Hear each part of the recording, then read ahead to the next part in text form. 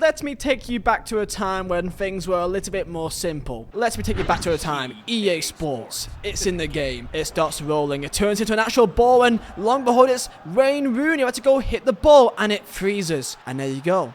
That's the menu. Welcome to FIFA 12. How about FIFA 10, when you transition into Wayne Rooney taking past one man and bagging it top bins? Or does he? We'll never know. Could be wide, but that's the beauty of the game. It's all part of your imagination, and you load in perfectly into this beautiful new arena straight away. You are forced to play in the arena off the bat. How about FIFA 08 EA HD? Oh, high definition, and it's Ronaldinho doing a rainbow flick and another load screen. And guess what happens? You're straight into the arena. Absolutely beautiful, may I say. You've got Dino on the ball. You've got the goalkeeper at your mercy. What more do you want? Well, how about FIFA 06 when you're loaded into an actual cinematic cutscene edited with some passion? Dramatic music, some great poetry, real life footage of real life footballers scoring some beautiful goals that makes you want to go and replicate it in the game. You got Juninho at Olympic Lyon scoring bangers from 40 yards out. Why would you not want to do that in the game? You got Shearer scoring. You got some big tackles. It's sensational. And then it ends with this. All eyes on you. It is just one man with a ball. That man is you. What can you do in the game? How about FIFA 04, when you had a Nike quality advertisement, essentially with Ronaldinho, with Thierry Henry, with Del Piero. You got the greatest footballers of all time doing this amazing just for the opening menu of this FIFA. How can you not want to watch this every single time that you see it? It gets you pumped up to go play some football, doesn't it? Simple as that. Cut in. Kings of Leon's playing. You're gonna go play some fucking football, mate. And now we go to FIFA 23, which is, what you get is a still image of the name of the game with a new animation of EA Sports, which then flows into another still image of Mbappe and Kerr, and then you're in the game. Do you see the fucking problem that I have here? Cheapest and most reliable coins on FIFA 23, then go down below to use them and buy. Top link in description, and make sure to use code Vizeh for 5% off. Menus. Menus make a difference. Menus. It makes a difference. You may not think it makes a difference. You may think it is all trivial, and you may have somewhat of a point. Maybe I am a nostalgia merchant, but when I look back on all these FIFAs, they had some character to them, and it is more than just a loading screen and a cinematic intro. Okay, I understand that there's a lot more into it that makes a better UI, better interface, and there's more that makes a menu, a user interface more not just iconic, but also easier to use. Look at this, okay? This is the go-to menu for FIFA 23, and now here's the menu for FIFA 22. Wow, what a difference that is. It's the exact same. Okay, let's be easy, because look at 21. 21's a bit different, isn't it? See, you're just being stupid, Liam. Okay, it's not the exact same. Look at how different it is. But let's just not compare it to 20 or 19 or 18 or 17. It is the exact same. And then there's FIFA 16, which then is the exact same to FIFA 15 or FIFA 14. You get my point, right? That it is absolutely mind-numbing how samey it always feels. That's why when you go and you load in a new FIFA, especially if you're younger and you feel like you've not got that same hype to it, because it feels like it's the exact same game but with a different colour scheme and with a different number on the front of it. When it comes to the menus, at the very least, the menus are the exact same to the previous year for the most part. Don't forget, we went 17, 18, 19, 20, 21 with the exact same menu. That is 5 years. 5 years of boom, boom, boom, boom, boom. I will keep on saying this because it looks stupid, and it is stupid, and the worst part is that I can't blame EA for this specifically, because this is a common trend in most games. Look at COD. Look at COD.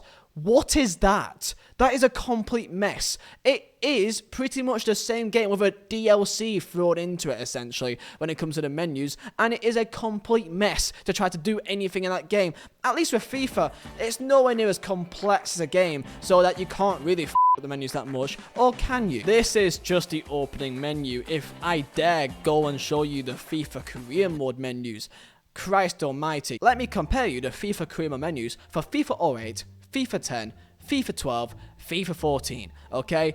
all of these very different types of menus. They all offer very different things. When you load onto the game, it feels like you are having a brand new experience. It's not that same feeling of it's the same sort of experience, because in the menus, you got new things to look at, new ways to interact with it. It's not as mind-numbing as what it is nowadays. Now you go onto it, well, just look. 14 menu, 15 menu, 16 menu, 17 menu, 18 menu, 19 menu, 20 menu, 21 menu, 22 menu. Oh, there's a change. Oh, they've changed something in the menus. I've just gone through. I've gone through 9 years. 9 fucking years of the central menu of career mode. I've just shown you one page of what it's like on every single FIFA. It is the fucking same. And you may say, oh, but don't fix what ain't broke. Are you fucking kidding me? Any career mode enthusiast, anyone that has played this game, can tell by a mile away that these menus are massively outdated. The fact they are still using the same menus from back in FIFA 14 shows you that it is massively updated. And you may say, yeah, but 23 is a bit different now. And you, okay, it's slightly. Does this look like 9 years of development and improvement? I don't think so. And you may say it's just the menus, right? And it doesn't really matter because the gameplay is the main thing, or the features are the main thing. Well, don't get me fucking started on career mode features. I mean, if we really compare it from back in FIFA 14 to 23, we can go into it if you really want to, in terms of the core features of the game, in terms of what's actually changed. It's fairly minimal. I don't want to say minimal, because in terms of licensing, in terms of how immersive the game feels for gameplay career mode, it is quite good. There's a nice immersive feeling to it, and I got to give them credit for that.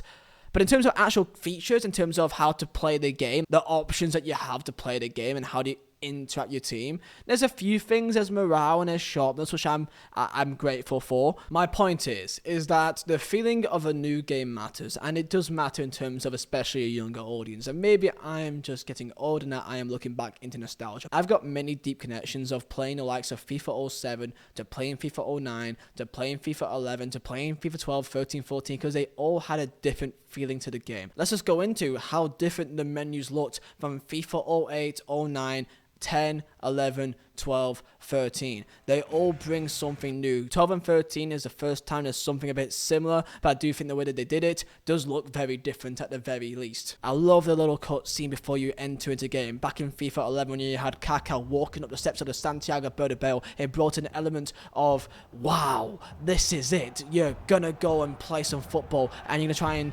copy what you've seen in real life and play the beautiful game against your friends or against your opponents. There's an aura to the game when you go into it, pure football aura, and of course the soundtrack plays a factor. Now of course next year it will be EAFC, and surely by then it will have to cause some massive improvements and just a general refresh in terms of the branding for the game. I expect EAFC to have a completely new branding and completely new venues, because in reality what has been happening for the last decade is fucking lazy.